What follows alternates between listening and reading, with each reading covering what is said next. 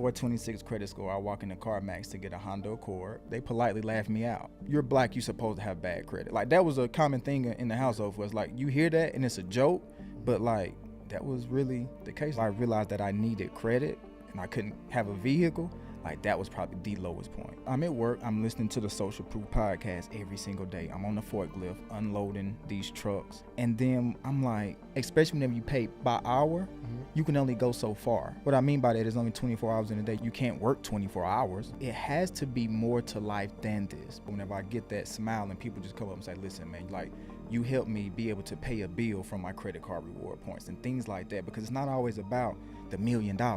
Sometimes it's just being able to figure out how you're gonna get your groceries for free. What you don't want to do is give someone access to credit and they're not ready to receive that information or ready to receive their first $50,000 credit card. Make sure you have a strategy with it, because I've seen many people in our communities get access to this and they're in a way worse situation. My slogan has been everybody eats since I came in, even when I first started entrepreneurship. I didn't know exactly what I wanted to do. I just knew I needed to fix my credit. And once I fixed my credit, I knew I needed access to more money to be able to fund the deals and different things. Welcome to another edition of the Social Proof Podcast, man. We find experts in spaces so that you can get the game that you need, okay? And we're about to have a really important conversation. The gentleman that is on the couch today, the last episode was so fire. And that little American Express play you put me on, oh, bruh, it was game-changing. For sure. Game-changing. I was able to liquidate my points, put it in the market, and been running some options plays. This one option up today. Let's talk. It's going crazy. Dub Washington is here. He's back. What's up, my brother? How you feeling? I'm blessed. God is amazing, man. That's a fact. For sure. Why do you say that? God is amazing. Man, we going there first.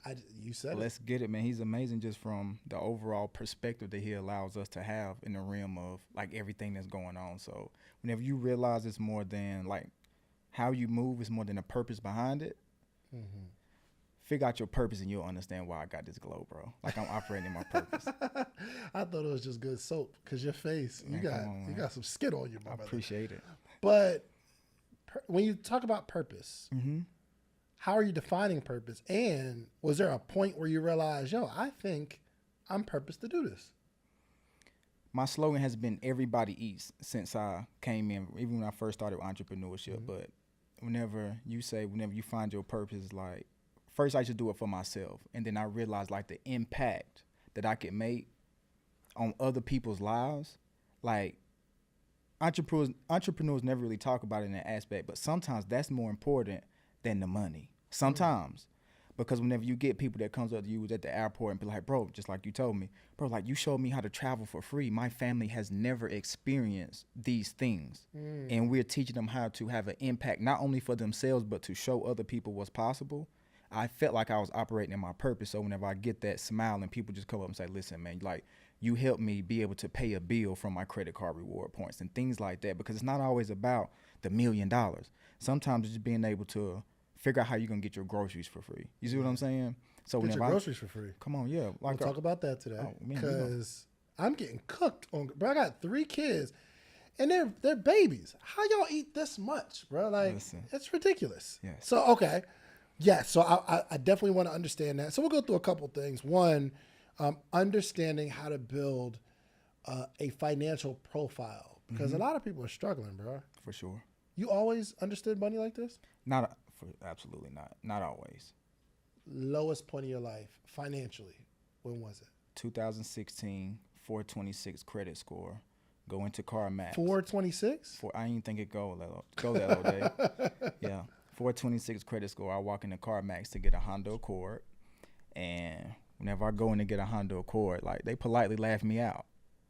Like, what could you get approved for with 426 credit score? I had about $3,000-$4,000. I thought I was gonna go in there and put the down payment down, but moral of the story, that was probably my lowest point financially. How did you get there though? And irresponsible behavior, not paying your bills on time, assuming that our ethnic group, you're black, you're supposed to have bad credit. Like, that was a common thing in the household for us. Like, you hear that and it's a joke, but like, that was really the case. Like, you operate off of buy here, pay here. Everything's operating under the table with cash, so on and so forth. But whenever I realized that I needed credit and I couldn't have a vehicle, like, that was probably the lowest point. So when you were coming up, what was the lessons around credit, or was there? There was no lessons. Like, I didn't know this. I didn't know anything about credit until I needed it whenever I was trying to go and get the Honda Accord from CarMax. Yeah, for sure. So, like, nobody ever really talked about it. Yeah, I remember being on campus. I went to Alabama A&M, and there was a company there. I think it was MasterCard. They're just on campus, and they're like, "Y'all can get a credit card." And I'm like, I didn't even know what a credit card was at that time, which says something, right? Right. A grown man, 18 years old, and I don't really understand what credit card means. So when they say, yo, we'll approve you for $300. And I'm like, when you say approve me, what do you mean? Well, you'll get a card and you can use the money. I said, when can I use the money? Today, once you get approved, you just take the card and you're good. All I heard, bruh, was I'll get $300 today. And nobody told, bruh, this has to be predatory. Why would you be on a college campus, first off, giving kids credit cards when they don't even understand what credit is? And I don't know if that's just HBCUs or you're going to an area where you know these people are not, I'm not saying HBCUs are financially illiterate, but I don't know if they're targeting us. For sure. You know what I mean? I'm with you. So why would you give me a card when I'm telling you I don't even understand it? And all I hear is 300. Friday will be here in no time. It's up. We outside. You feel me? I feel you. So like, as you have 3 children. Absolutely. Are you teaching this stuff now? Not now. I'm teaching them how to count dimes and nickels because we're their age of 6, 5, and 2 years old. So it's very, very introductory for them as far as just like learning how to count. You know, that's one of the most important things. But as far as like diving deep, I have not started teaching them, but they're going to be structured just from the knowledge that, you know, we get access to in our community. Yeah, my daughter knows what my daughter, she's 4. She knows what a dollar is. She knows what a 5 is. And last night, bro, we're in a magazine. And she's like, I'm getting this for my birthday and this and this and this. And I'm sitting there smiling. But then I realized, yo, something's happening here. I see where you're going with this. When does that stop? You're 4. Saying, I'm going to get this and this and this and this. And if I don't pull back, say, hey, honey, how are we going to buy this? A simple question to a 4-year-old. She's like, well, the money. I'm like, well, honey, how are we going to get the money? And we think a 4-year-old can't comprehend, or you can't have that type of conversation, but there are seeds being planted instead of saying we are going to be shoppers. And we think it's cute, right? So I think these are more the conversations we need to have with small kids. For sure. You know what I mean? So so just walk me up to where it clicked. Like, yo, I don't want to be poor for the rest of my life. So we spoke about in the previous podcast. I'm at work. I'm listening to the Social Proof podcast every single day. I'm on the forklift unloading these trucks. And then I'm like, you can only go so far, especially whenever you pay by hour, you can only go so far. What I mean by that is only 24 hours in a day. You can't work 24 hours. You'll crash out, literally. So the moment that it hit for me was like, it has to be more to life than this, because once again, like I said on the previous episode, it's presence over presence. Presence with the CE on the end for my kids is the single most important thing that you will ever be able to give your child. We hustle for the money. We want to provide a great lifestyle, but you would never want to get on the end and say, I wish that I would have missed out on that time to make this money. You will never say that you regret. You see what I'm saying?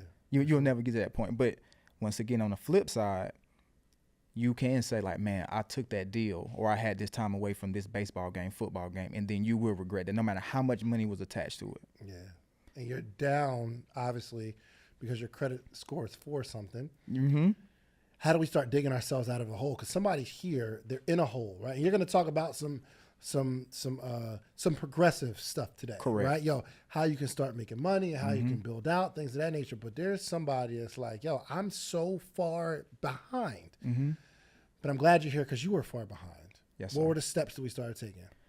Just the overall knowledge of credit. Because what you don't want to do is give someone access to credit and they're not ready to receive their information or ready to receive their first $50,000 credit card.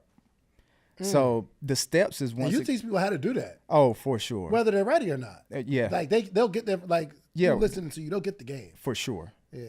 So it was just, like I say, starting with the knowledge to start digging out to say, okay, I don't want to be back in this position because, like, whenever I went to, this is a real story. My wife going to kill me for telling this story. This is a real story. So me and my wife, we were together. We were boyfriend and girlfriend at the time. We go and we say, hey, we want to open up a bank account and we're going to put both of our names on it. She said, okay, well, I'm already been with Bank of America. I've been with them for years. I'm just going to add you on the account. I'm like, okay. I'm in college. Like, you know what happened? The overdraft. You can take an overdraft on on a debit card, and then you don't pay it back. So I knew that I owed them money. She went in and she put me on the account, and the guy was like, well, we can't add you here. I'm like, I know what happened. I try to act confused. And he say, well, it shows that you owe the bank money, but we don't know the amount. And right then and there, that was so embarrassing. Because you got to think, like, we're together as boyfriend and girl. We trying to build and grow. And that point right there was like, that was one of the moments I was like, man, I have to get this together. Cause she's dating a bum. Yeah, that's exactly what you feel. Bro, like. if that was a movie and they were recording, the whole movie theater is like, oh, girl, this ain't the one this right is here. real. Yes. So that was one of the key moments that made me say, okay, I have to start understanding how to build credit because I'm trying to essentially build with my queen. We want to go and get a house. We want to start a family, things like that. You can't. I'm not going to say you can't, but it's very difficult to do that with no credit. Got it. So let's not assume that the audience knows how to take the first step. What is it? Before we get into the really accelerator stuff, what do I do today? Okay, I can't get a credit card. I can't open up a bank account. I can't get any more credit cards. What am I supposed to do right now? First off, just understanding what credit is made of, the difference of types of funding or capital that you can get. You can get a loan, you can get a credit card, line of credit, so on and so forth. But just understanding there's different types depending on whatever you're trying to do. If you're in real estate or if you desire to get into real estate eventually, you need to start building out, let's just say, your FICO 9 score, which is pretty much predicated upon the installment lines on your profile. So how do you start that? I'll take out a small secured loan, pledge loan like people do with Navy Federal, a lot of the credit unions. What is that? It's a secured loan to where you use your capital against it. So you're pledging your own money, open up a savings account with $500. I had one of those Wells Fargo. So it was a credit card, but I had to give them the $500. So that's a secured credit card, but you can do it differently.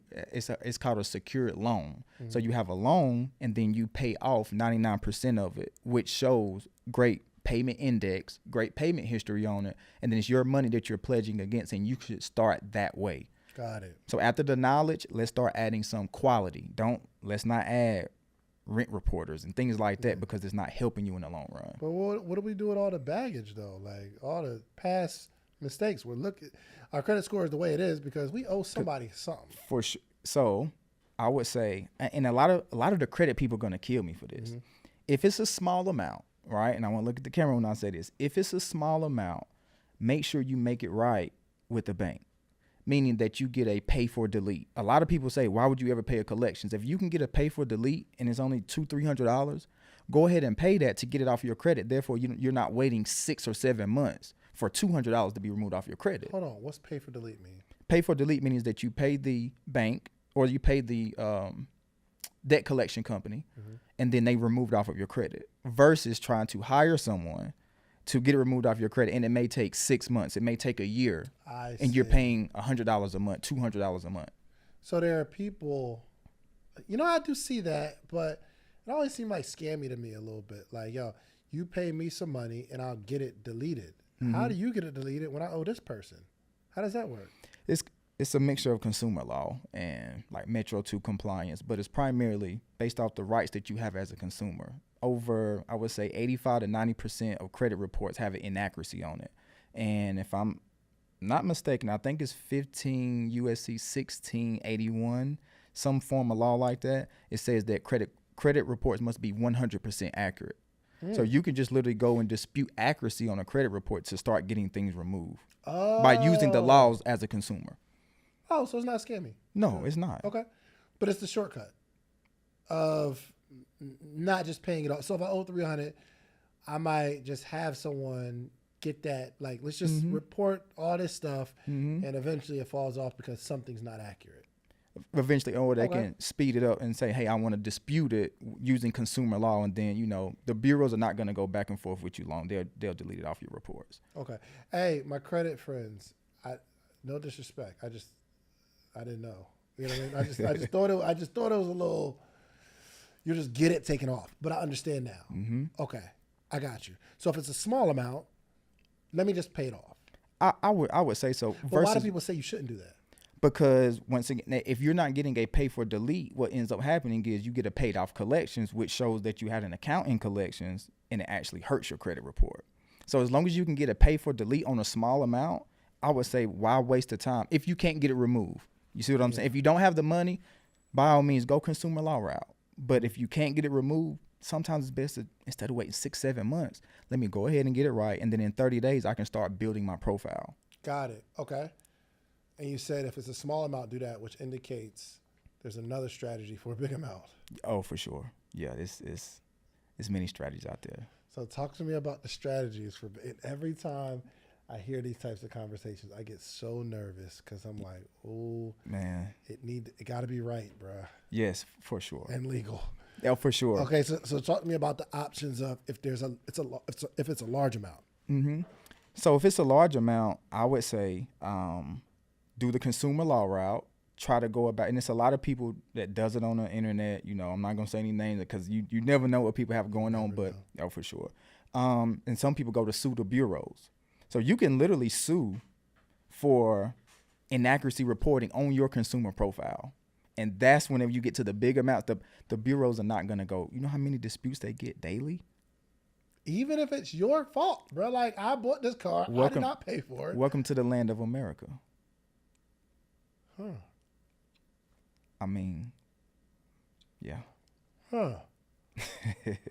So if I owe $30,000 and there's an inaccuracy on my profile, you can dispute, and after that dispute, they may take it off because something misspelled or something. For sure, it could be the name could be off. Really, the address associated with it could be off. Listen. The last digit on the account number could be off because consumer law says it must be 100% accurate, not 99. Now, a lot of times they'll go back and update it, but you can get removals from a consumer report from the lack of 100% accuracy. But there has to be a way around that, though, because I know these companies, they know the game. And I think at this point, they got to be smart enough to know, like, bruh, you can just go around this for inaccuracy. I'm about to give you some game, Dave. So, all right, let's take it from the top, right? Because I was beating around the bush. So you're a great interviewer. You're a great interviewer, bro. So let's take it from the top. What you want to do first is kind of have a paper trail. So they send you a debt collection letter. Dave, you owe $30,000 for this collection account. You then respond and say, I want you to validate the debt. They then say that they validate the debt from the secondary consumer reporting agencies, LexisNexis, Innovis, SageStream, ARS, CoreLogic, so on and so forth, which they're not housing the information. The secondary bureaus are housing the information. So when you get paperwork to say that, hey, I want you to validate this, they're not taking the time to go and validate it. So then they send you a letter back in the mail and said they validated it. You got paperwork right there to use in court against them because as you have laws as a consumer that's in your favor, they're supposed to follow the chain of command. They typically don't do that. So now what happens is you got paperwork on them. So let's just say that they then go back and you say, no, you said you validated it. Where did you validate it from? You have opted out of the secondary consumer reporting agencies, which house the information on the account. Because whenever you owe Bank of America or you owe any bank in particular, they do a charge off. Meaning that they sell it to the debt collection company for pennies on a dollar. Now the debt collection company is telling you, hey, even if they paid $300 for this $30,000 debt, they say, hey, if you pay me $15,000, we'll get it off of your credit. You made me go down that rabbit hole, Dave. I didn't. Wow. So that's typically the starting phase. So what you do whenever you're disputing with consumer law is you trap them into a corner because they said they validated it. Now they're going to try to go and update. You say, no. Where did you validate it from? You got them right there. Now, if you need to go to court with that paperwork, You got them. It seems like this trick has been used for a very long time, and it seems like the banks and their companies will get smarter and start tightening up their processes and systems. Is it now harder today than it was 5 years ago, 10 years ago? It is harder today, but you got to think, Dave. Think about the percentage of people that even know about this. That even go through this process. They even go through the process. Yeah. They say, hey, we're in biblical times, so in 7 years it's going to fall off anyway. Some people wait 7 years versus waiting 70 days. 7 years, it falls off. 7 years, it falls off. So here's the thing, and we're going to get into more stuff, but this is something that I don't understand, because I think I've had some stuff that didn't just fall off in 7 years. Mm-hmm. Are they like updating it or something like that? They can go and update it based on a response that you have to them. So sometimes it'll be outside of the statute of limitation. So if you respond, come on, we start the clock over. Absolutely. So if something's been on your credit for the last 6 years, just don't call these people. Do not. Why would you? You only have another year left. I didn't know that. So sometimes we get this information like, you know what? I'm going to get right, man. I'm going to contact these people and all that kind of stuff. And then the clock starts over. Yep. Based on you contacting them. And you could be 6.5 years. You could be at 6 years and 9 months. And then all of a sudden you have 3 months left and it's going to, by law, fall off. All collection accounts, they fall off in 7. You get a fresh start every 7 years. Bankruptcy, so on and so forth, right? It falls off, but then you update it and then the time starts over. Most people don't know this, though. Somebody's watching this right now and they are sick. Because they just called. they life together. They got, you know what I mean? They try to like get right back on the right track. Or I'm engaged to somebody and the woman says, you need to get your credit right. And you're like, all right, you know what? I'm going to pull my report. I'm going to call these people. And then the clock starts over. That just hurt. Dang.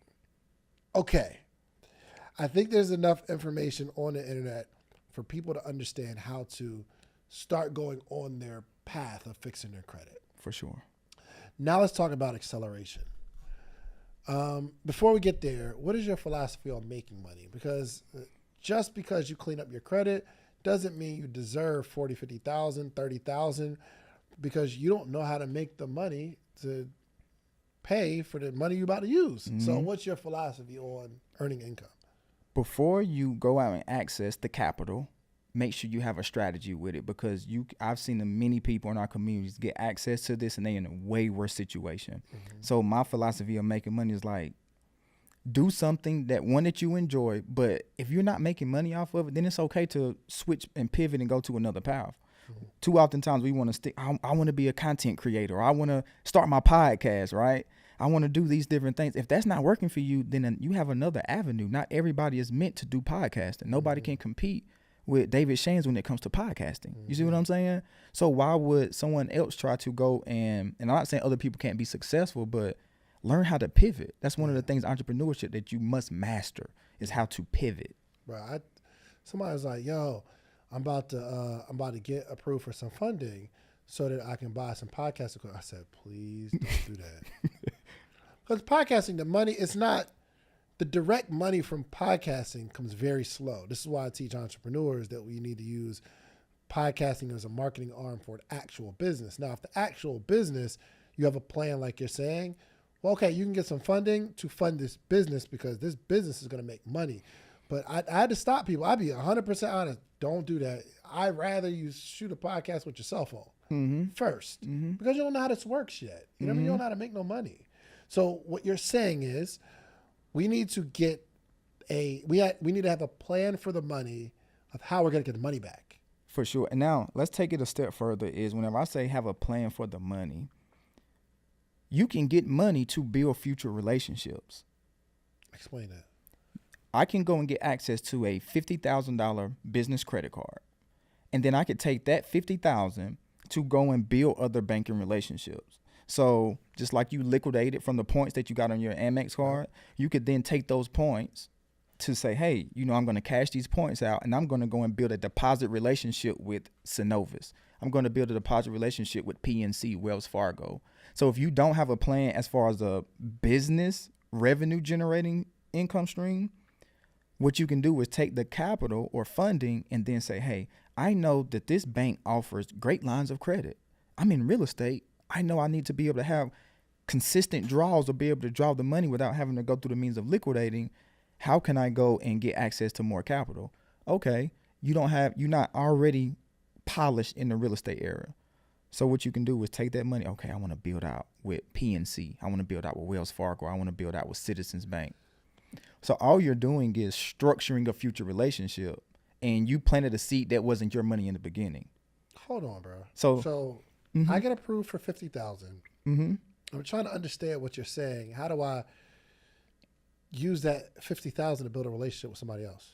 So it's banks that offer liquidation services, and they charge you a percentage on it. So if you get $50,000, they may charge you 3 to 4% to liquidate for you, meaning that they're having a business model out of this. Mm. Now so you're paying the 3 to 4%. You paying 3 to 4% to get access to the capital. Okay. Now you take the capital, the liquid capital, and you say, hey, I want to go and build a relationship with Wells Fargo. You don't need $50,000 in the account. You can start a deposit relationship with $1,000 a week. Then you could do the same exact thing and listen, it goes a step further because you got to understand whichever credit bureau is your highest. Wells Fargo typically pull from Experian. Truist typically pulls from Equifax. American Express or Chase typically pulls from Experian. And then you got Barclays. Certain institutions are going to typically pull from TransUnion. So whichever bureau is the highest, you take this money and you go and structure your funding sequence. And it's not even your money. So now remember, we were just talking about no doc funding is getting very difficult to get. If you go and build a deposit relationship with money that's not yours, that you liquidated from the credit card, guess what? Dave's podcast is now generating $1,000 a week, $2,000 a week. Now they can use those documents to give you access to more money.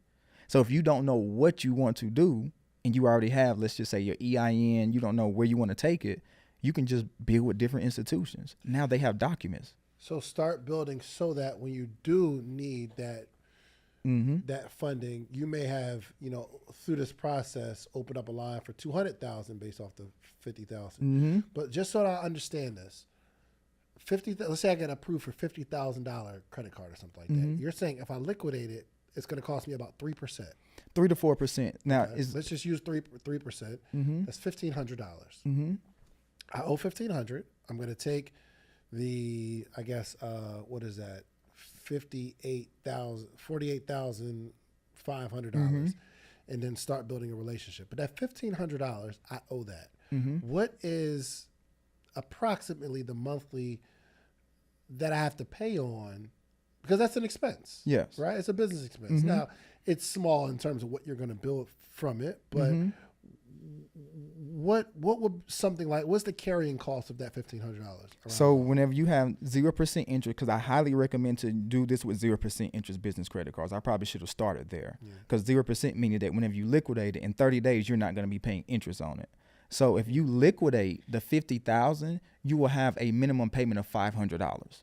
But now the $1,500 that you owe, more than likely you're going to get a sign-up bonus. So they'll tell you, hey, if you spend X amount, we'll give you X amount of points. Hold on. I'm sorry. I missed something about the $500 in the $50,000. So it's a percentage of, we call it service, right? Service money. It's a percentage of the actual balance that you're carrying. And because there's no interest tied to it, if you liquidate $50,000, you'll have to pay $500, a minimum payment. So it's about 1% of the total balance when there's no interest attached to it.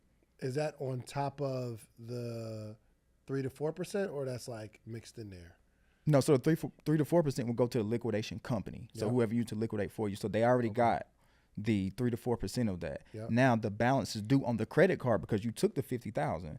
You owe $50,000, and 1% of that would be $500 payment, minimum payment. I see. I see. Yep. Let's take it this way, Dave. What most people make the mistake of, they're going to take the entire $50,000. Set about 15 to 20% to the side in a checking account, have automatic draws for the minimum payment to the $50,000.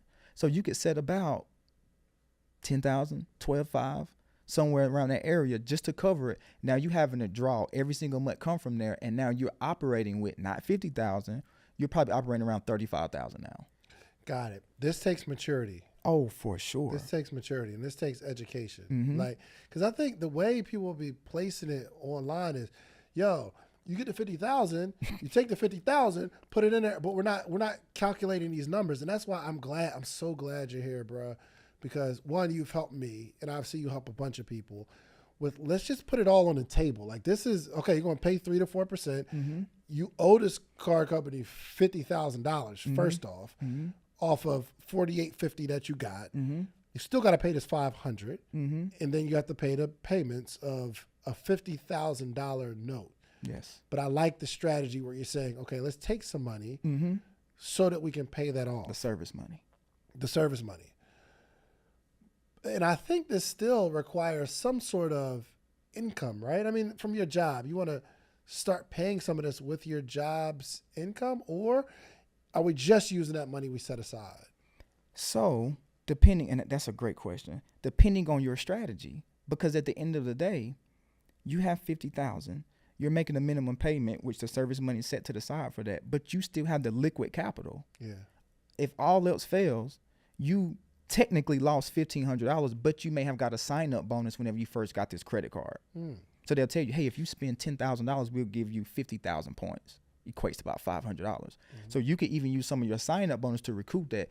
But if all else fails, what do you have? You have a relationship that you have built out with another institution. So let's say you give Bank A their money back. Bank B has now seen that you have deposited money on a consistent basis into their institution. Now they want to give Dave at least $10,000, $20,000.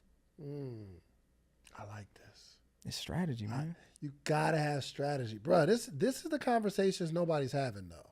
Yeah. Cause you've seen it online, right? Yeah. Yo, I got this person approved for 50 grand, and they're telling them to play, but not telling all the details about it. You understand what I'm saying? Mm-hmm. So, would you recommend? So let's say I get approved for this $50,000 card. Before I go through this process, we need to have a path to make some money. Oh yeah. Right? Mm-hmm. So do we wait until we have the plan to even get approved for the 50, or do we wait till we have the plan after we get approved for the 50 before we move the money over? I would say that you don't want to have a plan with no capital. What good is it? Mm-hmm. You see what I'm saying? I think it's valuable to have a plan without capital, though. You think so? Yeah. How would you fund it?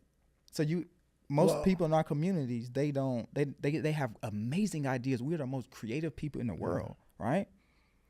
But the reason why a lot of us are not successful is because we don't have the capital behind it to fund the plan. So if you have no plan, but you build out this foundation where you say, hey, once I get the plan, I already have 50,000 set to the side to invest into it. Right. So I feel that. But I'm saying before you move the money, before you liquidate and start the clock of having to pay out this money, it's like, yo, let's get approved for the money. Let's fix our credit, get approved for the money. Even if the credit card just sits there, at least we can get the money, start figuring out what we're going to do with it, and then we can figure out how much money we need to move. Because you might not even need the whole 50 grand. That's true. You might liquidate 10. That's say, true. okay, I could do something with this. The 0% clocks at the time of approval. So if I get 0% interest on a business credit card for 12 months, if we're approved at the time of this shooting, November, and what ends up happening is November 2026 come, they don't care if we didn't use it for 6 months. They gave us an introductory phase of 12 months at 0%. So before you even get approved for it, kind of understand what you want to do. But this is a strategy that I kind of leverage for myself. Is like, I didn't know that I wanted to be really big into the coaching space. I didn't know exactly what I wanted to do. I just knew I needed to fix my credit. And once I fixed my credit, I knew I needed access to more money to be able to fund the deals and different things.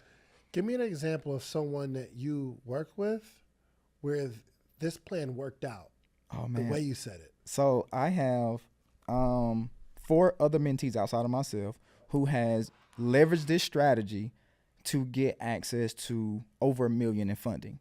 Whoa. So I have 4 other mentees. I got about almost 400 mentees, right, in my higher ticket program. Yeah. And I got 4 now.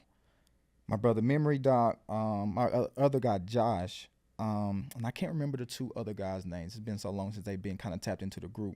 But they leveraged the same exact strategy, but it wasn't a 6 month, it wasn't a 1 year type situation. You see what I'm saying? It was a 2 year type situation where we built out with multiple institutions with this deposit relationship strategy, so on and so forth. And then they ended up with $1 million. Yes, funding. from personal and business credit. Yes. That's pretty dope too, because if you got 2 years of going through this process, you're obviously learning, and you kind of know what to do with this bread now. Yeah, and then because you're moving with it, you're structuring other funding rounds. So whenever we get access to, let's say, 100,000, set 30,000 to the side. You can invest 70, set 30,000 to the side to build your next 0% APR phase. Because whenever that 0% interest runs out, you're paying interest on this money. So if you get 100, take 30 to go and build with 2 to 3 other institutions. So whenever this ends, you now have some wiggle room to get some 0% money, so you're not panicking or that you're not drowning in interest. Got it. And you're just stacking. And give me an example of something that they did with the money, with the funding. So Josh, he started a solar business down there in Texas. So he's doing, I think he says he's doing a little bit over $2 million a year. He's been able to scale it a lot. My other guy, James, Memory Doc, he trades options. So he's a little bit more riskier with it. I'm like, man, I tried the option stuff and it wasn't friendly to me, bro. But those, like I said, those are the primary two that's very active in the community. I think the other guys, you kind of went and started their real estate portfolio, so on and so forth. The person who did the solar company, what was he doing when you met him? I want to say, I can't remember where he was working, but I know that he was working. Nice family man out there in Texas. I can't remember where he was working at, but he came in. I already had access to a little bit of capital. I'm not going to take full credit for the entire, like, 2-point-something million. But, yeah, he already had a little bit. But he was like, man, just understanding how the banking system works, he's like, I've been able to fast track what took me years and years to do. Dang, so working somewhere, it's a business running $2 million a year. That's yeah, for sure. It's not too shabby. Not bad at all. And I think we do need access to capital, bro. And obviously that's how certain cultures have gotten ahead so fast because, we didn't always have access to capital. That's true. And we didn't always have access to even housing to be able to get approved for a house that's going to build some equity. That's access to capital as well, and we just didn't have it for a long time. So that's why I believe this information is so important. You know what I mean? Because we just don't know how money works. In the day and age that we're at right now, what are some of the biggest hurdles, or what's happening in the space right now for people in the funding, credit? What's happening? Banks have now went to revenue-based lending, meaning that when people tell you, hey, you have an 800 plus credit score, 750 plus credit score, you can come in here and get access with just on the premise of good faith. You see what I'm saying? Like, you're going to pay the money back. But now, because of the default rate, it has increased at a lot of the major institutions, they're now having to switch up the underwriting. So they're going to like revenue-based underwriting. So you can still get access to capital. Like, you can still go and get $10,000 from an institution, $20,000, which is, I mean, it's not a lot as you start to scale because you can only do so much with 10,000. And whenever you want to get the maximum exposure, which I highly encourage us to always go for, then that's going to require documentation. So max exposure is whenever I walk into Navy Federal and I apply for a personal credit card, I know that the max exposure is 80,000. If you give me $10,000 and I've structured a deposit relationship with you, I have a great credit profile, over 700 credit score, 750 credit score, why is my limit so low? So just knowing the max exposure at certain institutions lets you know what to expect from them. You get 10,000 from Bank of America, that's a fairly good limit starting off. Now with Chase, Navy Federal, American Express, you're like, come on, like, I know you can up this. Yeah. So you have to have income to get the money. The max exposure. The max exposure. So someone who doesn't have income right now, is there a reason they need to even call you or DM you? Like, I ain't got no income, I just want to get some funding. The $50,000 play. So how am I going to get that if that is true? So you can start with personal credit, right? And we build out the comparables. So sometimes banks will lend to you, and that's business funding that we're talking to in particular. But if you're trying to get personal credit, banks will lend to you based on your borrowing behavior. That's why we go and put up, like I say, the secured loans, the pledge loans. That's why we go to the tier 1 banks, because if American Express gave you $2,500, that says a lot about you. But if Kovo gave you an upgrade, and no, just because you may get some money from them, but if Kovo and upgrade gives you that, it doesn't really mean so much. Who is Kovo? Who's upgrade? It's a credit. These are credit builders, and you can get with low credit scores. They'll give you access to 5,000, 10,000, but the interest rate is 800%. Not literally, but there's about 40-50% interest rate on these credit cards. But some people take them because they don't understand. Listen, we build with quality, not quantity.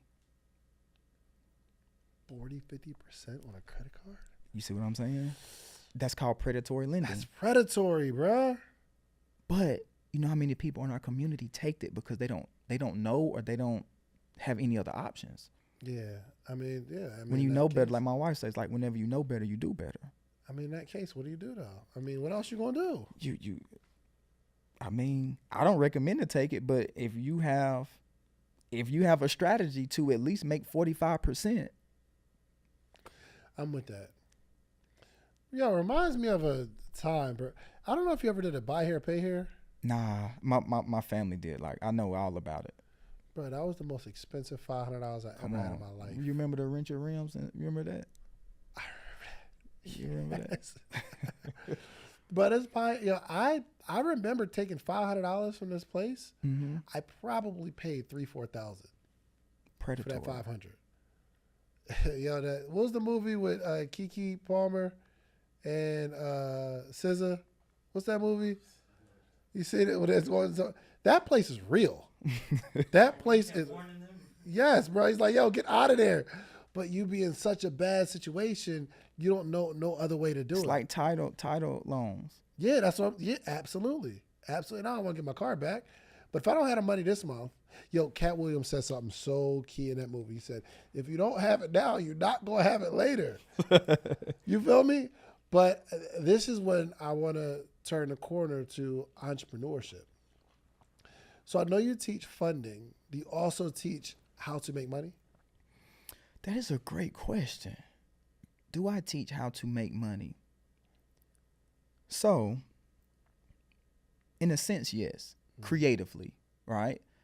Because really, in my opinion, nobody can really teach you how to go and make money because the execution level of certain people are going to be a lot lower. Yeah. So one thing that everybody can do is called is known in the community called churning, right? Yeah. So you can literally, as long as you can go and open up checking accounts, you can get creative with it and go and open up. Hey, if you deposit $500 here, we'll give you a $500 bonus, right? This is a gem strictly for social proof. But you get access to. There's a bank that give you double your money? It's called a checking account bonus. So Wells Fargo and we're not going to say any particular names, but a lot of banks and credit unions will literally give you money for you to come in and open up a checking account with them. You ever heard of a checking account bonus? Hey, if you open up a checking account with us and deposit $500 within the first 60 days, we'll give you $150. No. You never heard of checking account bonus? I've never heard of that. Yes. It's real. Why would they do that? It's because they're incentive. Listen, the banks, most people look at banks as a holding institution whenever it's really a lending institution.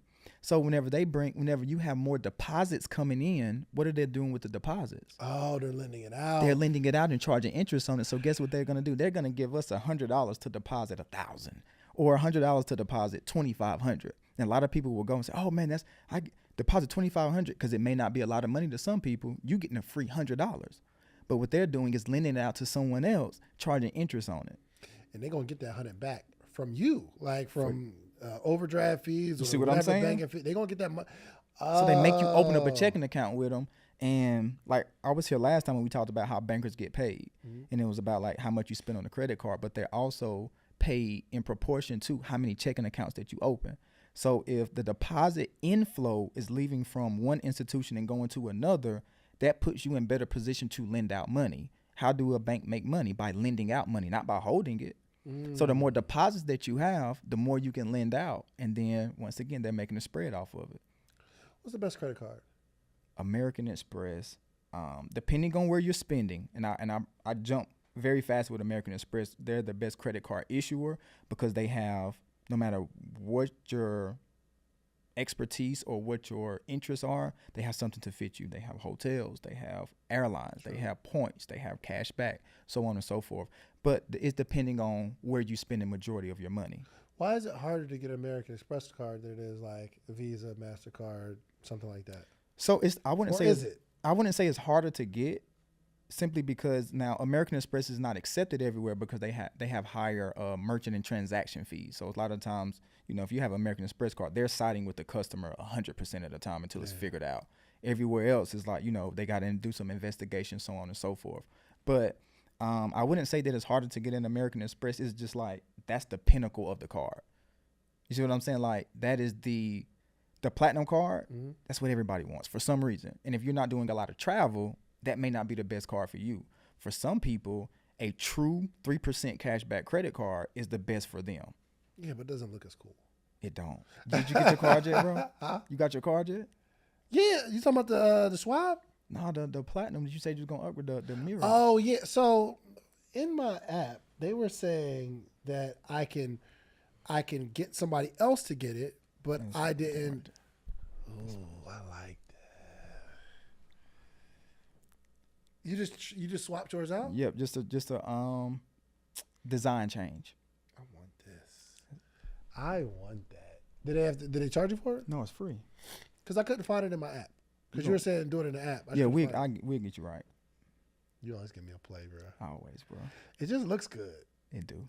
But it seems like American Express, they're not just giving out. You have to have a certain income. For sure, yeah. For that type of American Express, but I guess there's lower tiers that you can just get. Yeah, start off with the cash rewards, the cash magnet, different things like that. Lower tier cards, they great starter cards because it's tiers to everything. Yeah. So yeah. What is the best single? Oh, but you said it's based on. It's based on if you're looking for travel points, if you're looking for airline points, if you're looking for cash back, if you're looking for like solely from the limit, so on and so forth. So it depends on the consumer and where they're going to spend majority of their money at, because you don't want to have you listen, outside of travel, you shouldn't be using this card right here because you're only getting 1x on the purchase. So if I use this to put $20,000 into ads, I'm only getting 20,000 points back versus if I use my gold card, I'm getting 4x the points. Right. Hold on. I'm not. So travel is the only thing I should be using that for. This is the only thing I told you last time, bro, you can't use the platinum for everyday purchases because you're only getting 1x cash back. So you're cutting your rewards in half because you could get the blue. Because I have the gold too, and I just don't use. I mean, it seems like I use the platinum more.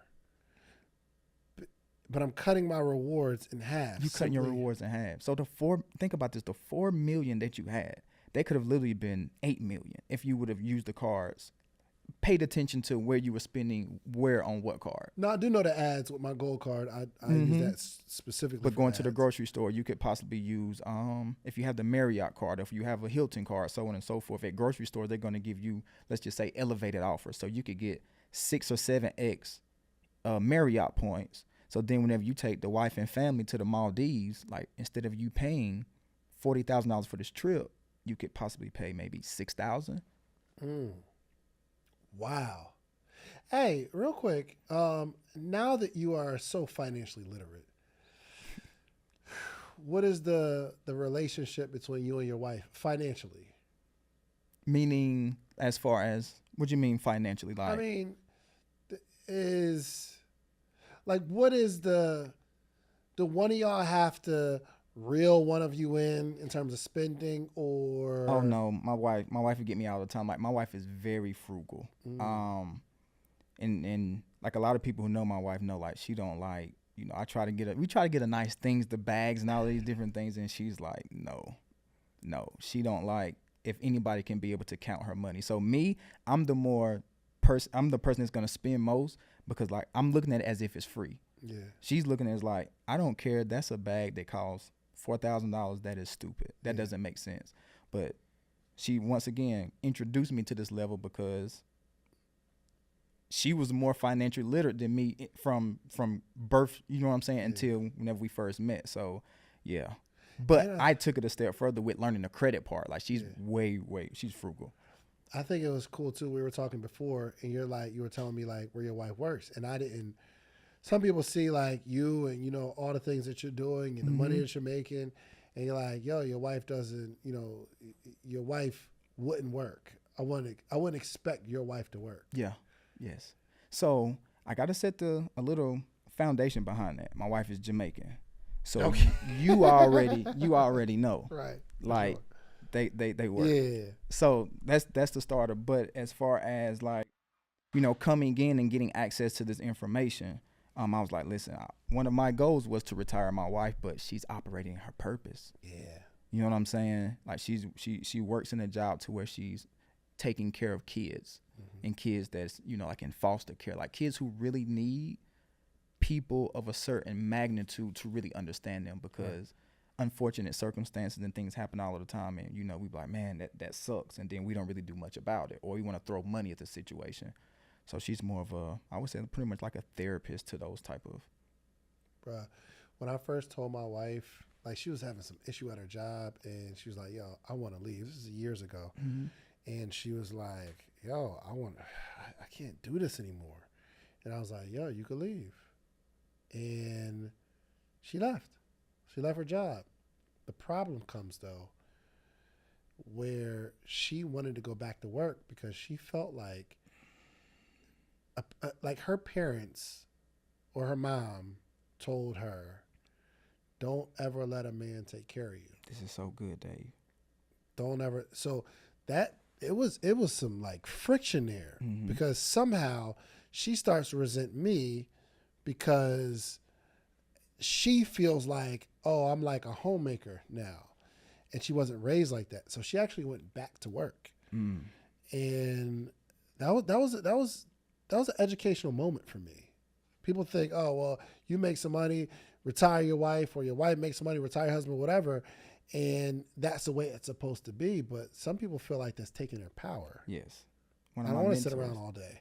One of my mentors told me that, because I talked to him about it. And he was like, if you try to convince her to leave from work, that'd be the worst decision that you'll ever do, because she will hate you. Because what are you going to give her to do? Yeah. And that stuck with me. And I'm like, you know what? She's operating in her purpose. 100%. My wife went back to work. It ain't last long though. She was like, bro, I'm out of here. Because I think we had like a small child at the time, and she tried to like go back to like her independence and all that. She was like, bro, I don't want to do this no more. Yeah, this ain't it. And she came home, and now, she pretty much runs the household, and I love the fact that she's with the kids and things of that nature. But I do love that is a beautiful dynamic. Financially, for your household, do you all set goals, or is there a specific pinnacle that you're trying to get to? Oh, for sure. So we have, it used to be every Sunday, and listen, Dave, whenever you are it's something about when you the man and the woman is the breadwinner. Not a lot of men gonna relate to this, because we want to be macho men. But listen, I went through a phase where I was like, man, my wife is the breadwinner. I'm working at this warehouse, and she dictating the financial decision. I just have to sit back and respect it. You see what I'm saying? Like, how'd you feel as a man? Man, I felt so low. I was like, man, like she's doing this, and you gotta, you come in, like I was a sneakerhead back then, right? So you come in the house, and then some cool gray 12s come out. You like, or cool gray 11s. You like, man, I gotta have them J's. But then if I come in the house, I gotta face this. This is real life talk. So I felt so low. I was like, man, like I'm a man. And then you do not conform to the ways of the world, but you look at how it's supposed to be, in a sense, worldly views. And as a man, it's always something about it whenever the female is a breadwinner. Nowadays, it may be a little bit more accepted, but there's still that stigma though. Yeah, it's like it hits you right here in your chest whenever you are your female wife, girlfriend, whoever makes more than you. No man may not admit it confidently, but it's true. Why does it feel so I don't funny why still? let me ask you that. How would you feel like if your wife was the breadwinner, and then even if she didn't showboat it or boast it like over you, she just never said anything about it, but like it's in your head, she might not even be thinking about. How would you feel?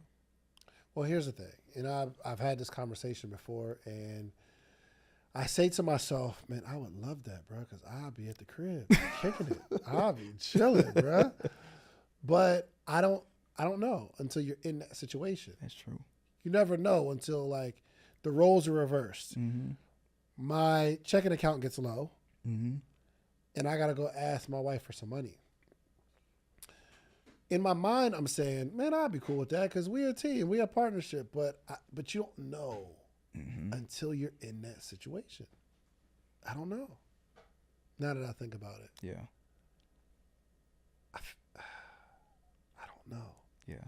And a part of me still has that feeling that a man should take care of his wife and take care of the household, and it just feels funny. I don't know what it is, bro. I'm not trying to disrespect nobody, or I'm just giving my open, transparent feel. It's something that doesn't feel right about it. Yeah. And I don't know why that should even be the case. Mm-hmm. Oh. Y'all put it in the chat, man. How if there's anybody, even in that situation, a man in that situation, I know some men in that situation, they be like, yo, I'm cool with it. Mm-hmm. But are you? Are you? You know what I mean? And hopefully this is some inspiration for you to go get your money up. And even a woman in a situation where your man is taking care of you, there should be inspiration for you to go get your money up. Because you never know. You never want your partner, you never, or let me ask you this. They're going to be on you for that one. Let me ask you this. Is it okay to rely on your partner financially, man or woman? As a man, absolutely not. As a female, I feel like it's because we take on that. Like that's pride for us. I take care of my family. I make sure everything's straight, so on and so forth. And it's easy to. I really don't want to go this route with it, but it's easier for a female to be submissive to the man than for a man to be submissive to the female. Well, we can't say it's easier because we're in a world where everybody has their own thoughts and ideas and opinions. Absolutely. So somebody's watching this right now. It's not easier. That is true. But, okay.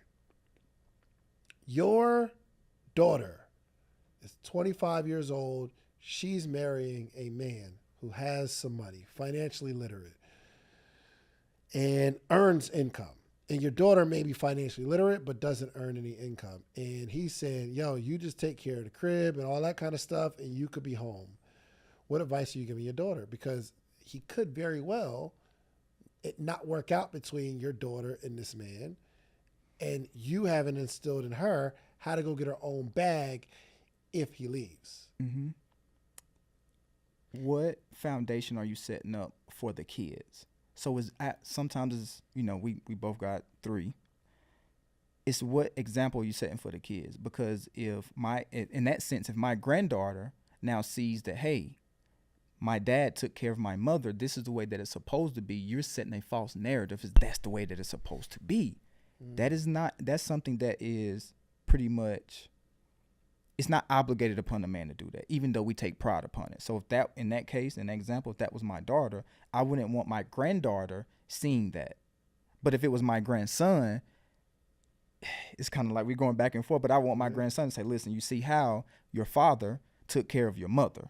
It would be a situation. You see what I'm saying? It's a double standard. It's a double standard. But so what, depending on the next generation is what we set up everything for. So how would you want your daughters to be raised? How would you want your kids to be raised? But you can't skip over your daughter to consider your granddaughter without fixing the issue with your daughter, if it's an issue. Right, yeah. So for me, if I wouldn't go for it. I'd be like, man, listen, you still have to understand that. So you're teaching your daughter, your messaging to your daughter is the same as my wife's message from her parents. Don't let no man take care of you. Get your own money, which could be a toxic way of being, bro. Yeah. Aren't you supposed to rely on your partner? And there's no answer to this. Yes, I'm just trying to entertain the conversation. Yeah. But see, with me having 3 kings, that's something that I want them to see is like, listen, man, daddy made sure that we had this, that, and the other. Like everything was taken care of. because you're setting that foundation for, as a man, once again, we take pride in that. Mm-hmm. You know, one thing I did do, though, as I was structuring my companies, my wife is a percent owner of the companies. So, yes, I'm taking care of my wife, but I do things like that to make sure she doesn't feel like she has nothing. Absolutely. But there are a bunch of men that, well, okay, I'm building this and I'll feed you. Now, it's because essentially that's what I do, right? I just, you know, my wife, she gets a certain salary and she has a, you know, her own credit card and things of that nature. And sometimes I do got to say, hey, baby, this month, we're only at the 9th of the month. Look how much you spent on this card. we shouldn't do that. And that's, she doesn't like snap or nothing like that, but she could be who you to tell me like we can't, it's for the household. You got to explain everything. This is such a nasty conversation, bro. Because she responds, say, well, this was for our kids. Yeah. And now you feel guilty for even questioning what you spent the money on. Yeah. Bro, we talking real now. We having a conversation. So here's what I would encourage. If it wasn't my wife and she happened to be watching this, and again, we weren't married, I would encourage sis, like, yo, at least learn it so you know it. You know what I mean? Like, especially if y'all a team in your household, understand like your program is not just for men, it's for men and women. And some women they get left in bad situations. Oh, for sure. Because they didn't get the information. I'm saying your safety net could be at least the knowledge. So if everything goes awry, you know how to go get some funding. You know how to go get some money. And maybe you've had an idea all the time, and this happens a lot, a woman has an idea, or a man, whatever, but in a situation, a woman has some goals and dreams and some aspirations, but puts it on the back burner because I'm supporting my spouse. But go get you a little $50,000 card. Come on, have that foundation set. Just have that joint. Just have it. You know what I mean? Just fix your own credit. Have it. Not a just in case the marriage doesn't work out, because you don't want to think like that. But just have it, just in case you need to invest with your. See what I'm saying? What could you? So, a lot of people make this joke in the community, but they say significant others is called a sign if I can't. Ooh. Yeah, like. They really say that. So guess what? Imagine if both of y'all have income generating activities coming in. Then guess what? Whenever my 0% card come off, I can go and get some funding under your name. And then because we are building an empire together. Yeah. You see what I'm saying? That's why a lot of people talk about generational wealth. But like, how can you have generational wealth if you don't have the foundation of family? I like that. And what you're teaching isn't like, yo, hustle culture, like go out and grind. You saying keep taking care of the household, but like you can take a few minutes to like look at your profile and you know, like, okay, what do I have a debt? Let's try to pay this stuff off so you can at least build yourself financially. Because if God forbid something does happen, you are armed and you're ready. Oh man, to take the reins. We ready. Dang, this is a good conversation. I love it. Did we miss anything? Is there something that we didn't discuss? We talked about a lot. Yeah. Did we miss anything? I think we hit on the most part with. We hit a lot, bro. We hit so much because this wasn't even planned. We were gonna come here and talk about business credit, but we really broke down the internals of like real life talk. 100%. 100%. Yeah, you know we've been here for an hour. Man, we've been talking for an hour, bro. It don't even seem like it, man. Yo, it was like a roller coaster of everything, bro. Okay. So, Doug, man, I appreciate you coming through because literally every time you come, there's a play for me. So, about to get that mirror, little mirror Amex card. And I realized that I'm spending way too heavy on my platinum card. I need to just change because it's just platinum or gold, whichever system I'm using. So, it doesn't make any sense. That was very educational. But so how can people get in touch with you? How can they work with you? First thing I want everybody to do is, because I know we talked a lot about profile structure, if everybody can text LIST, the keyword LIST, to 864-721-8750. That's going to be a free PDF talking about how to go in structure with proper comparables. So when you walk into the bank, we look lendable. Say it one more time. List, LIST, to 864-721-8750. It's going to give them the foundational blueprint just to get everything started, because we don't want to set our profiles up on a foundation of credit builders. We want to have solid comparables so we look nice when we're walking into the bank. And I teach every Wednesday, either Wednesday or Thursday, I do a free master class, and I break down all things personal credit, business credit, and just how to structure and part. I love it. I love it. So before they even take the master class, what should they do? Like, what should they be preparing? You know what I mean? Like, how do you prepare for a class like this? Listen, just come with an open mind, because while I have a different approach when it comes to credit, which is longevity. We can go and get $10,000, $20,000 limits to start off, but if you want max exposure, if you're talking about developing your family's purchasing power, $250,000 to $300,000 every single year, this is the strategy that we teach. It's like I say, in 2-3 years, you and your significant other, like, y'all can go and have access to $1 million in family's purchasing power. Wow. Love it. Okay. Give your social media one more time, the text number as well, and then close this out with a word of wisdom. Let's get it. So text LIST to 864-721-8750 at Dub Washington across all social media platforms. And the word of wisdom would be Deuteronomy 8:18. I'm going to make them do their homework on that one, Dave. Come on. Deuteronomy 8:18. Deuteronomy 8:18. For it is he who gives you the ability to go out and obtain wealth. Like, I can give you all of these gems, but if you don't have the ability to go and create wealth and stay along the path, you see what I'm saying? You're going to crash out. So it's always about having purpose and being in alignment with the higher power, man. How do you develop the ability if you don't have it already? Deuteronomy 8:18. Yeah. You got to stay off in the word, man. Yeah. I like that. Man, Dub, I appreciate you, my brother. You're officially a social proof cousin. You just pull up every couple months. Let's get it. We have these conversations. But, man, make sure y'all reach out to Dub right now. If you're watching this, send him a DM. Say, y'all, I just saw you on the Social Proof Podcast.